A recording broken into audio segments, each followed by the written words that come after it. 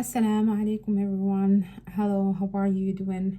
I hope everyone is okay. Welcome to my channel, to Amuna Gonzalez channel.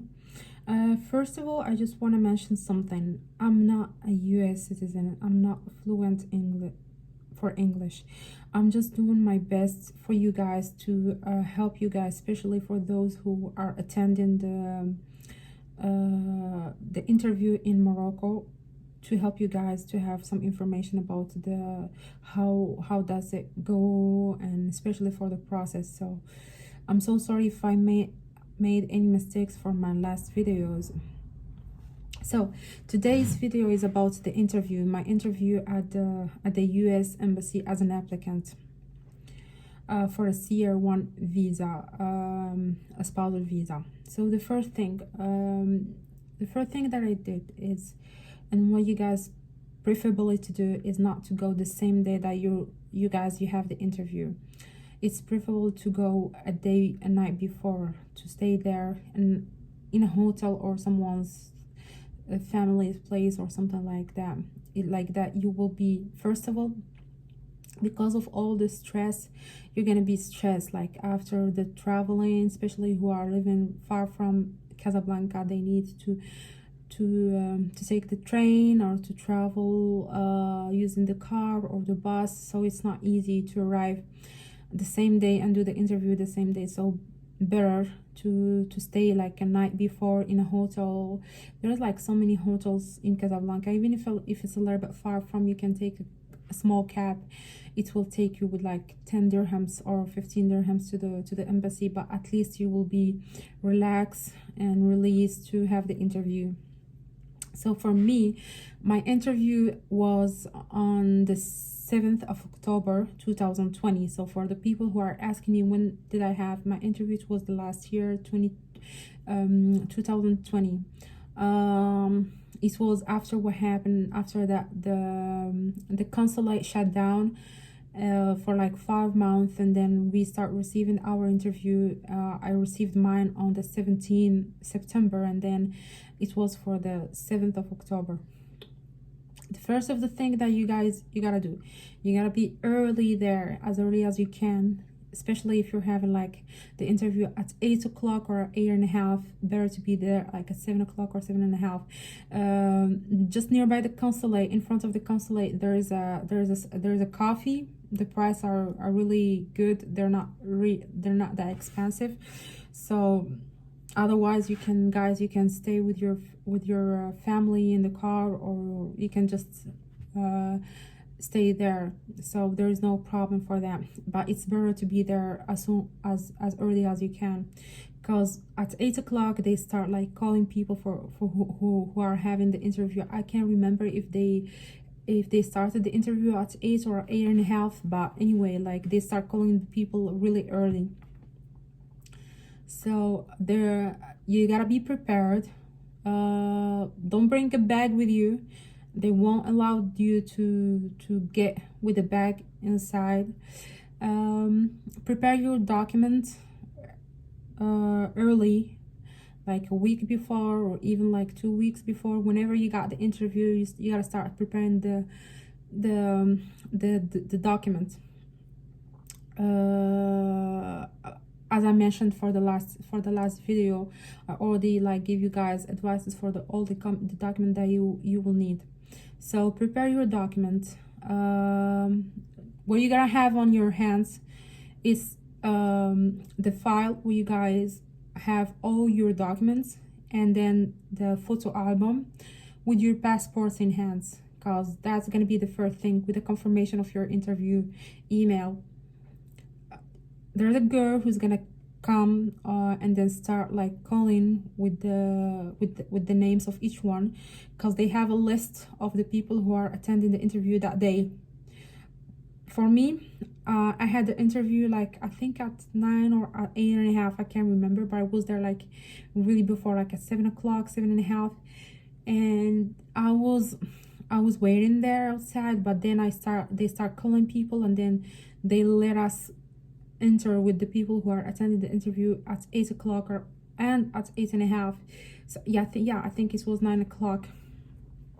So yeah, and then they started like letting us enter to the place, to the waiting place.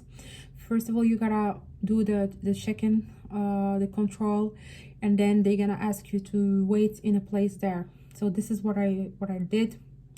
I'm just talking about my experience, and like I'm just letting you guys what happened with me that day. So as I said, the applicant is responsible to bring all required original or certified copy civil documents to the visa interview. If like failure to bring all required documents to the interview may cause a delay or denial of your visa. You must bring the documents that I shared with you on the last video. So the first thing is your passport.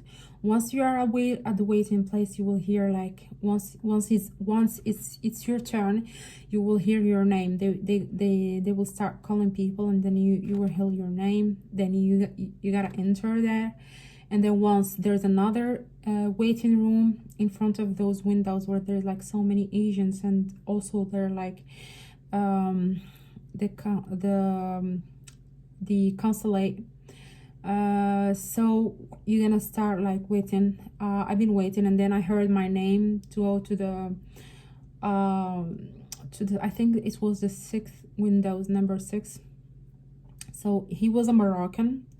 He asked me, the first thing that he asked is my passport and the photographs, those two identical color photographs, but he asks just for one. And you have the photograph requirements at the website of the US Embassy. So after that, he asks me, remember, and I'm insisting on that, he asks me to give him all the documents that I used to scan on the NVC website. He asks me the original ones. He didn't ask for a new ones. He just asked for the older one, no new ones. So I gave him my birth certificate, the original one with the translation and the copy. I gave him the court record with the police clearance and the translation of both of them with the copy of both of them. And then I gave him a court record from another country where I had been like more than 6 months. And I gave him our marriage certificate with the translation and a copy of it. So all of those, they were the same document that I used at the embassy. This is what he asks me. He asks just about my documents, okay? Until now, we're okay. He didn't ask for my husband's documents. Then he took the original ones from the birth certificate and the court record and police clearance, and then he returned me the original of the marriage certificate, and he took the copy. He took the picture, he took the passport, and he started looking on the computer. I'm sure that he was looking at the embassy website. So at that time he said, okay, you will not need a sponsor. Your husband is sponsoring you. You will not need. I'm sure that he was looking at the taxes and the tax return, the W-2 and the tax transcript, but he didn't ask me to give it to him. But I had them with my documents. But before I had I had to go to see him and give him all my papers.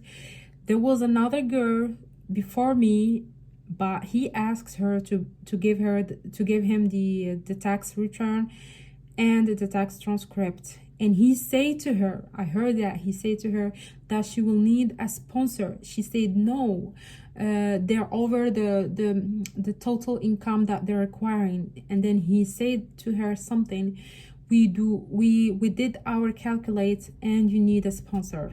This is what I said, what I heard.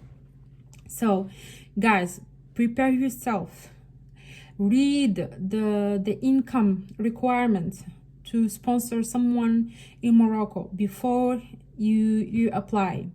So if you really fulfill the requirements, that's good. If not, search for a sponsor before the interview date, otherwise it's going to be a delay. For me, he didn't ask for that, but I had an issue that day. He asked me for my medical exam. I said, well, I did the medical exam on the 25th September before the interview, like 3 weeks before the interview, and the doctor, she just sent it on internet online. And she gave me a paper that she sent it online. They said no, they couldn't find it. And then he asked me for it. I said I don't have it because the doctor, she already sent it. So, and the second issue, it was the form, the I-130 from the USCIS. He said that it was missing on the system. I said, how that come? He said he doesn't know, but it was missing on the system and they need that. So at that time, he grabbed a white paper, the paper for the administration review, and he took the marker with the yellow color, and then he just like put the mark on the medical exam that it was missing. And on the file where there was all my papers, there was a file where he put all my papers, and he put on the top of the file, he wrote I-130 missing. Okay, so and then he said I don't need a sponsor. I asked him if I had to give him the tax return and the tax transcript. He said no, and then he asked me to wait that they call me for the interview with the consulate.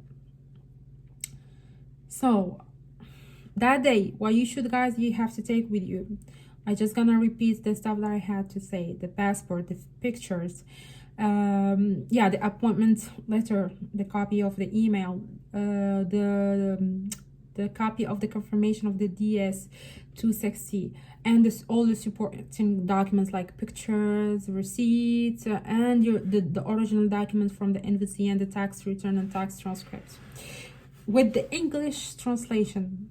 I insist on that. If documents require an English translation were not sent to the embassy before, you must obtain them and present them on the day of your interview. For the spousal visa, there is no fee, so you're not gonna pay anything at the day of the interview. So after that, I went to the interview. She was an American, so the first thing she asked me to swear. I swear, and then I swore, and then she asked me to, so like she said, hi, how are you? And then I answered, and then she said, this is where she asked me to swear, and then I swore, and then she asked me, oh, she said, okay, you're gonna do the interview in English. Yeah, that was oh, sorry, before going to the yeah, I forgot something before going to the interview. He asked me if I already been outside of Morocco. I said yes, and then he asked me where. I gave him all the names of the countries where I've been, and then he didn't say nothing. He just asked me for the country that I've been for more than 6 months to give him the court record. I told him that I already gave it to him, so he said it's okay. But before me, there was another girl. They asked her the same thing, and then she said that she'd been like in Egypt with her husband, and then there were like so many questions for her. Why you went there? Why? For what? How many times? How long you been there? For me, there was none of these questions, because I've been to Europe, I've been to Middle East, I've been like to another Maghreb countries, so they didn't ask me about it. So I come back to the consul. So the first question she asked, who's applying for me? I said my husband. And then she asked, where did we know each other, and how did we know each other, and how long we've been knowing each other. Those are the 3 questions that she asked. And then when I told her that we met on a marriage app, she asked me about the name of the app. And then she asked, what does my husband do? I told her, and then she said, I won't need a sponsor. My husband is gonna sponsor me. And then she asked, how often you talk with each other. I told her every day, and she said how many times a day, and then I told her how many times a day. And then she asked which language I talk with my husband. I told her English, but sometimes in Spanish. It depends on the time, if I'm talking with him and my mother-in-law. So that was all the questions that she'd been asking. And then she asked me about my medical exam. I told her that I passed the medical exam. And then she asked if I have any proof. I told her, I gave her the paper, but then the paper, it was online, but it wasn't showing that I did all the medical exam. She asked me about the medical of the chest. I told her that I did it, but then she said it was missing on the system. I said I've done it before. Then she asked me about the I-130 form. If I have any copy of that. I said no, but I had the approval with me, so better you guys to take it with you.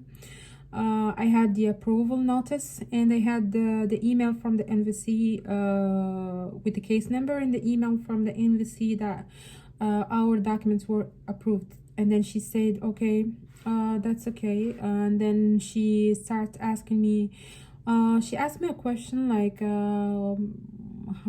why I decided to marry my husband, what was really special about him, and what does he think about me. So those are the only questions. I've been like with her like for 5 minutes maximum, I think.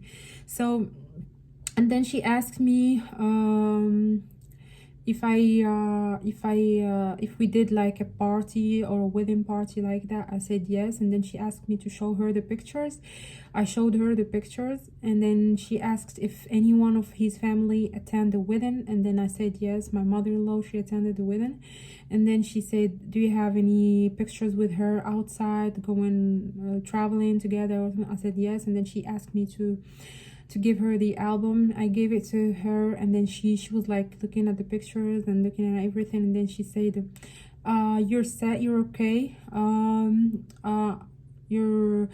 there's nothing going on with your visa, but we need your medical report, and we need to wait for the form, the I-130. And she was writing down all the answer on a paper. So at that time, she just gave me the white paper with the, and then she circled the administration review. That's it. And then I asked her, do I have to wait longer? And then she said, I don't know. We're gonna wait for your medical exam. That's the most important. And then what I did is just as soon as I got out from the embassy, I went to the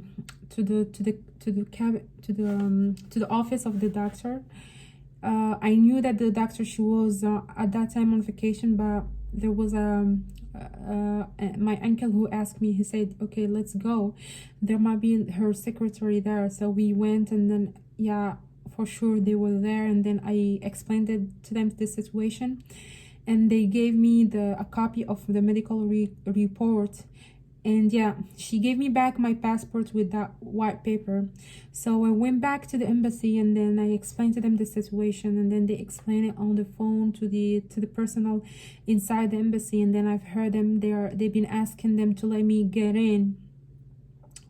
That day was really rough for me. I was like stressed. I was like, I don't know what's going on with that. I already passed the medical exam. I already passed everything. What's going on with that? So I entered.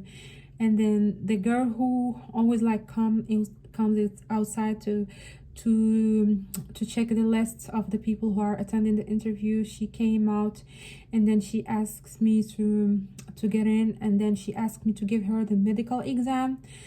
At that time, I made a copy also of the I-130 form, because I had it on my phone, and then I went to a cyber, and I printed. So she took the medical exam, and then I asked her, do you need the I-130 form? She said, okay, wait, I'll ask them. And then she went back inside, and then she came in back, and then she asked for my passport. And then I asked her, what about the I-130 form? She said, no, we don't need it anymore, we just need your passport. And then she took back my passport, and then at that time she asked me to get out and to wait until that my visa will be printed. Once I got out, I found out that they put the status on ready. It was for a long time on already. So my aunt, a friend of my mom, after like 2 weeks, she called me. She said, is there anything new? I said, no update. It's always already on the system. And then she went back to the doctor. At that time, the doctor came back from the vacation, and then she asked her, she let her know what happened. And then the doctor, what she did is she called back to the embassy, to the US consulate in Casablanca. She called someone there, and then this person, he looked back on the system, and he looks on everything, and then he said, no, we already had her medical exam, we had everything. And then the guy, he asks if I am in Casablanca, and then she said, no, unfortunately, no, she's not in Casablanca. And then he said, he asked her to, he let her know to just to wait, that I have to wait. So I waited like for a week after, and then I had the coronavirus at that time. It was rough with all the stress, with the sicknesses, with everything, and I had the fever, I couldn't like move and everything. But I heard like people, they were going to the consulate, and they're asking for their passports. And then at that time I couldn't really move, but once I started feeling good, and I traveled to Casablanca, and then I asked her, the lady who's like coming out, and then I asked her about the situation, and I explained to her, and then she remembered me, and then she got in, and then she came in back, and then she said, nothing for the moment, but just wait, you will hear from them soon. That was like 3 weeks. And then I went back to the house, but then the traveling got me sick more. So I went like for about like 5 days, and then I received an email from Aramex asking me to go to get my passport. I received the email like at 10 p.m. And was like the day after. It was a holiday in Morocco, so I couldn't travel because Aramex won't be working. And then that was on Friday, and then Saturday, early morning, we traveled, me and my dad. I was still sick, but I didn't have the corona, just because of all the stress and depression that I had at that time. I went back, and then I was like looking on the system, but the online system, it wasn't showing already, but it was showing administration processing. And sorry, it was showing administration processing, but it wasn't showing issued. So it was really like, what's going on? Maybe they're putting me on administration review for a long time. What should I do? So my dad said, it's okay, let's go, we're gonna go just to see what's happened. Anyway, your passport is there. So we went there. I took my passport on my hands, and I was looking at the status on the website, and it was showing administration processing. But then when I opened my passport, the visa was there. So they printed the visa and everything, but there was like, I think, an issue with the system. They were like, it wasn't showing issued. It was showing administration processing. So guys, if you're having like administration processing, but you receive an email from Aramex, just go and get your passport, because your visa is going to be printed at that time. So this is my journey with the interview at the US Embassy for the CR1 spousal visa. I hope that you guys, I gave you all the information that you need.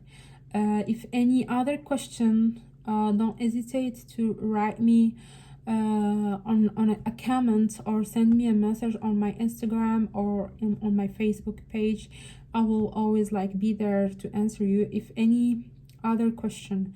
Also, if you need to know anything else after the interview, I'm here to answer you guys' question. I'm making videos in Arabic and in English.